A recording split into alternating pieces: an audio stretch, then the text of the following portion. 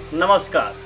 अखन विश्व में कोरोना अर्थात कोविड-19 महामारी के रूप में फैल रहा है। कतेको लोग ऐसा जान गंवा चुकल है आ कतेको लोग ऐसा ग्रसित है। त्या अपना सबके अखन डराय के अवस्था नहीं है, मुदा सचेत रह के अवस्था है। ताहि हेतु अपने सबसे आग्रह है जे अपने सबके नेपाल सरकार द्वारा देल गेल लॉकडाउन के पालना करी आ दोसर में अपनो बची आ दोसरों के बचाबी।